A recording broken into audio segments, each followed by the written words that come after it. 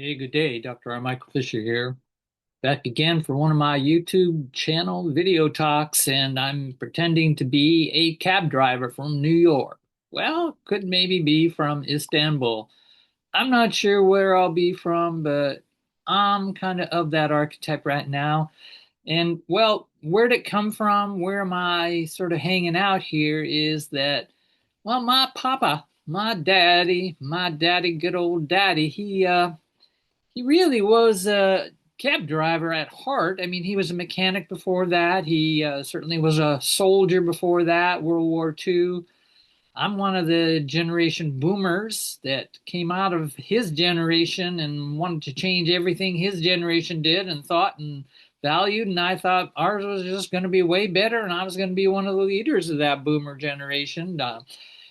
Robert Michael Fisher was my name, and I was going to make a name for myself, but it turned out to be a little disappointing. But nonetheless, I put on my cab driver jacket today and my very poor working class kind of look and talk, but I'll drop the accent. It's annoying. That what I want to really talk about today is the book of all books, my top of my some thousands of books in my collection and thousands of books and articles I've read on the human potential, New Age, psychology, philosophy, theology, sociology, anthropology, literature, all of that good stuff. Yeah, I've read a lot. I've thought a lot. I've written a lot. Not made a lot of money, but I know a lot. So I think. And then someone comes along like Sam Keen. Here we are, Dr. Samuel Keen. He wrote this book in 1983, and I was given this book by an ex-girlfriend. Quite a powerful relationship, by the way. And I took it on and read it in the late 1980s, as far as I can tell. And the book became this really important book I would go back to many times, and then I'd leave it and forget it, and like a lot of things in life, and relationships, friends included. But you go back to them eventually, and like a good bottle of wine, you try it again, and whoa, it's even better than it was before. And so in 2025, recently, I just picked up this book again. As I say, I read probably picked it up because I was doing two things. I was studying friendship and love. Yeah, me, the fearology guy. But decided I better study love because I'm kind of getting kicked in the ass that maybe I don't know everything about life because I only studying mostly fear and fearlessness. I had to study love and friendship for a while. Oh, okay, I got it. And yeah, a lot of females kicking me in the ass, by the way. Anyways, so all of that is led me to studying and relooking at this book, which was first Stages of Loving, and the subtitle, as you can see, pretty important book. And so that's what I'm going to read to you today. So I'm going to read you a page or half of his book. I'm going to tell you a little bit more of the context of why I focusing on Sam Keen at this late stage of my life. I'm now 73 years old, moving to 74 next year. So let me get my regular glasses so I can actually think and talk properly. Let's read Sam Keen first. And it'll be a lot of what this video is about, which is his wisdom and compassion and his understandings of adolescent philosophy of life in his critique of and embracement of the rebel impulse, rebellion, and how to make discernments very finely tuned. So you got to understand, Sam Keen is my father's age. Sam Keen died this last spring. I just found out. And I want to honor him and his work, his life, his family, his partners, his many relations. He is a great psychologist, philosopher, theologian, thinker, critical analyst of culture.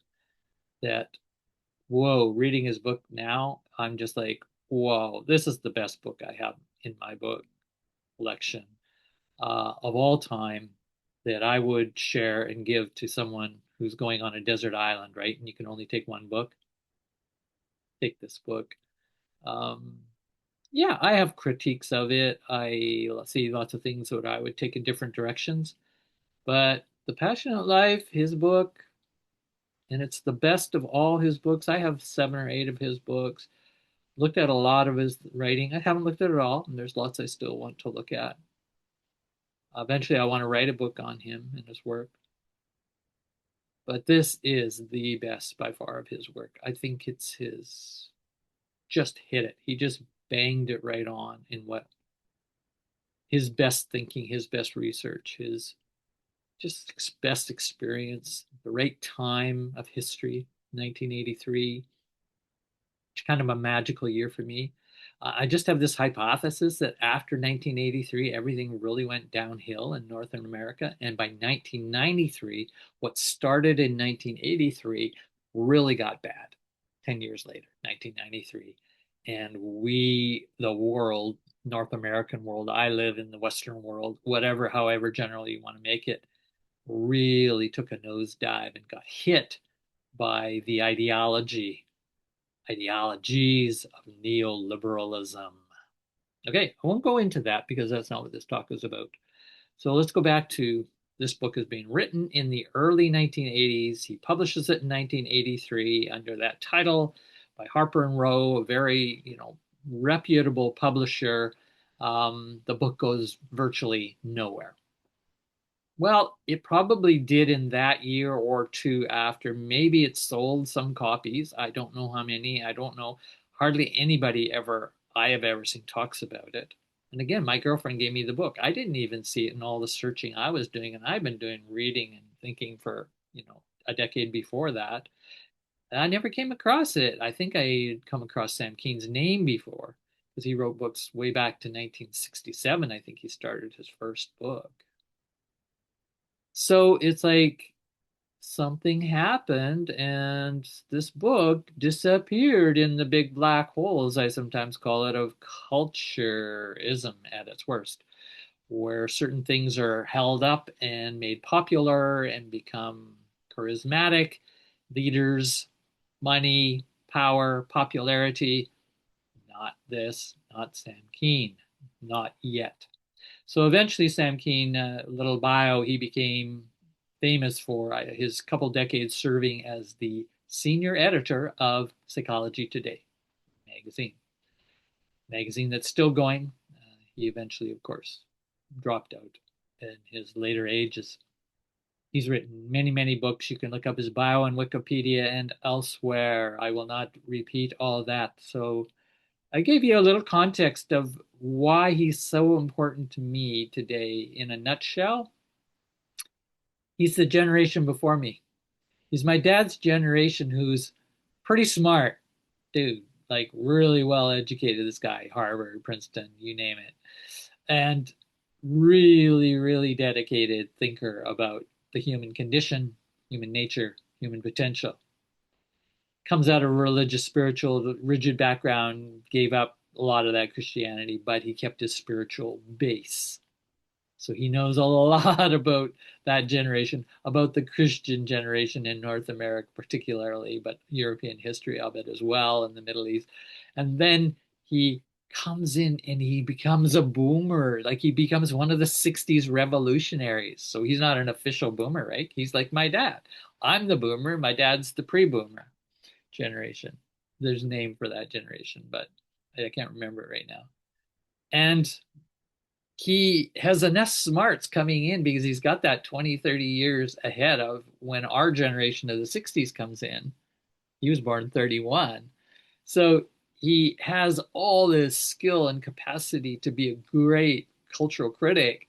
But at the same time, he really wants to dive into the revolution of the boomers because he missed all that. He was in this very conservative, fundamentalist background, very rigid, thought he was a smartass, Harvard grad or Princeton grad, right? So he's one of these elite types, and he needed to get his ass kicked, and he needed to find out about the flesh, not just the mind.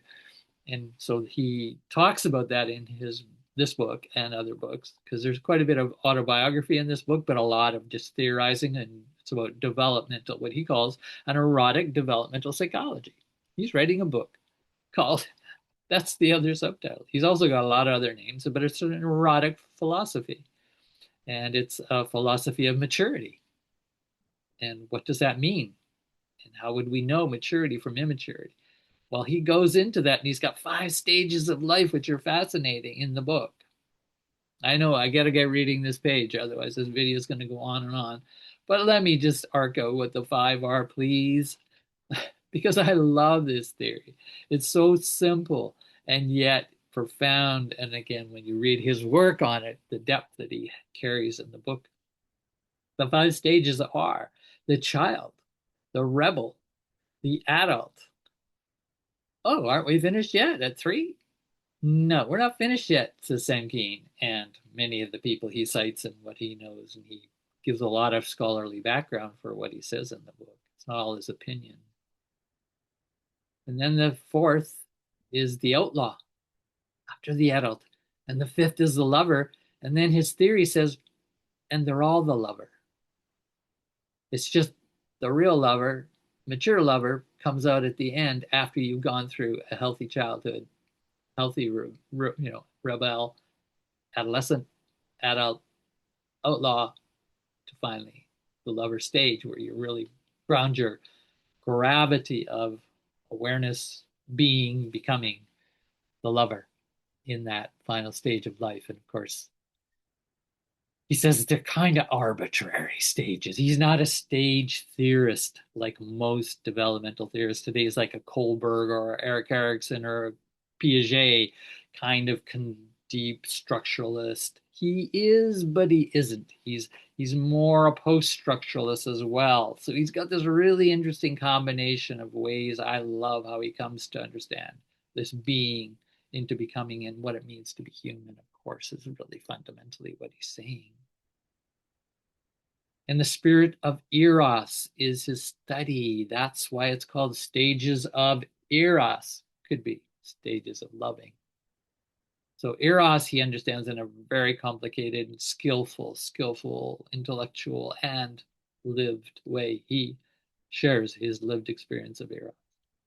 Well, we've all had experiences of the erotic, and he's not just talking just sexual erotic. There's many kinds of eros, love, many kinds of the erotic, and he distinguishes that pretty nicely. Not a final work. He never followed up this work in 1983, sadly. He just sort of wrote it and went on to other things, and probably much more popular things, in fact. This book has never been republished. Wow. 42 years later, and I'm sitting here going, this book has never been republished, and it's my best book that I would give to anybody interested. Something's wrong there, or something's very right in what this book tells. It's a too true to be brought into the world. Nobody at some level wants to support it. It's too honest. It's too deeply true, would be one of the arguments, right? For why it was not picked up and reproduced by a culture, which he says is largely pathological, and it's a youth adoring culture. I'm reading right in front of me. So let me start reading a page and a half just to entertain you, if nothing else, to deeply move you, as it moves me, perhaps. Here we go. I'm going to jump into his chapter on 5 stages. So I'm on the rebel chapter, and he always writes 2 chapters for each of those stages. One chapter is the healthy side, rebel, and the perverse side, rebel. Again, he does that for all 5 of those stages. There's a healthy side, and then there's the shadow perverse side. And that's what happens when the spirit of eros, in its healthy, gets caught into all these patterns and twists and gnarls, as he says, of the embodiment, the immanence of lived cultural experience, primarily is what he's talking about. And I agree, the cultural experience, culturalism, the ideology of culturalism and its domination of the natural and the cultural sphere, etc., is the problem in a way. So he and I would agree on the importance of understanding psychology within cultural context and not the other way around. We should not be trying to understand culture by psychology. We need to be understanding culture by combinations of disciplines and theories and models and philosophies. Anyway, let's read Michael. Here we go.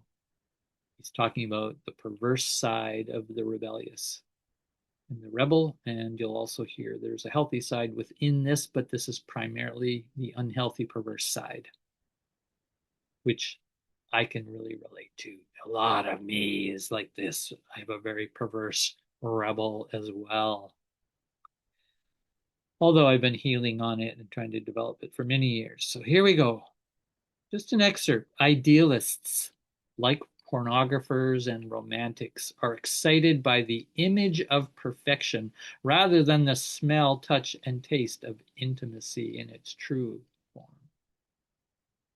Their chief erogenous zone is in the cerebral cortex, not in the limbic brain or the nerve endings. In other words, idealists are a little more in their head than their heart.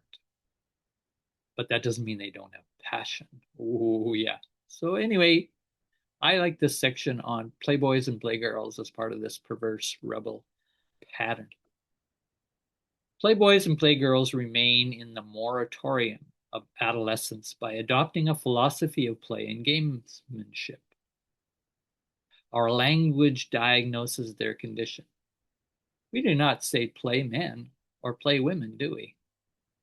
Since our youth-adoring culture has lately held up players and gamesmen as models for the cool or authentic life, we need to look closely at what happens to eros, this loving spirit, when it is reduced to fun and games. He wrote this 42 years ago, folks, so published it, wrote it before that. This was before the takeoff of video games and digital world. It's before. 10 years before the real takeoff. Computers and the gaming cultures, where life has now become gaming, is what he's saying. 42 plus years ago, he's writing this. He had that insight from that older generation. You could see what was happening to the boomers. He's guessing what's going to happen to the generations that come. The philosophy of gamesmanship has recently been applied to every area of contemporary life. He's not happy about that. New age business executives, never production line workers anymore, explain seriously that business is a game in which the goal is beating the competition and profit from marking the winning of the game. Economics has become the money game. Pop psychologists tell eager players how to dress, shake hands, meet the eyes of your rival. Master the art of one-upmanship in order to win at the power game. And I added in notes, make the perfect deal, art of the deal, Donald Trump. In the Pentagon, nice men in uniforms play war games and invent scenarios for limited and unlimited nuclear exchanges. Educators hope to solve their problems with learning games. Gurus teach the inner game of tennis and enlightenment. Oh, so easy. And of course, eros has become the love game or the sex game. The metaphor of the game is a natural vehicle for the expression of an adolescent philosophy of life, i.e., immaturity. The game, like adolescence, takes place on a moratorium from responsibility. It is governed by an arbitrary set of rules that preside over a make-believe world. With the game, we can choose to play or not, quit when we want, or change the rules by common consent. Games refresh us precisely because they are respite from the real world, from tragedy or death, and from the serious limits of moral commitments and vows. that make up reality. The player is premoral, amoral, or extramoral.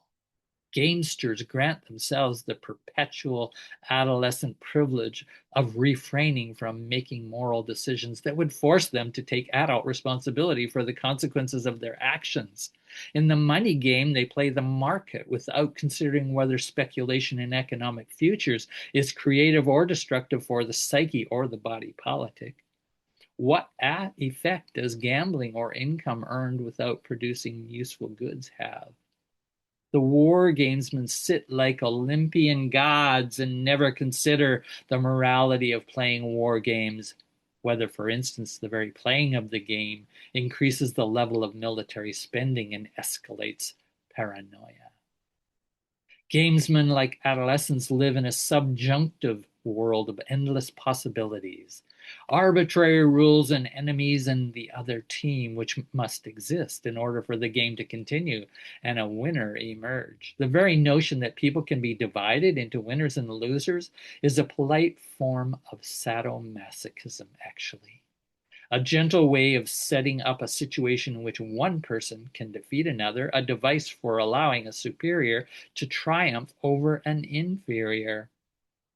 In back of the rhetoric of the gamester hides the nice adolescent's unexpressed rage and need for revenge.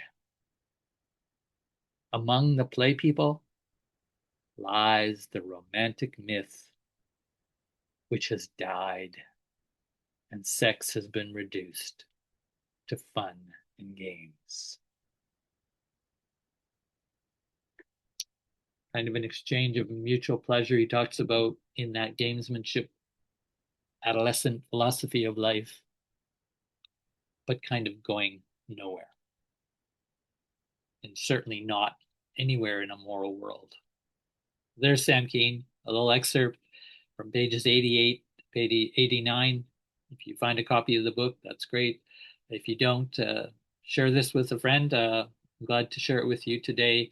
If you want to have further conversations on Sam Keen's psychology, philosophy, theology, and other implications or connections with my work, I'd be glad to chat with you in the comments below. Glad to share this with you today. Thanks a lot for being here. Bye now.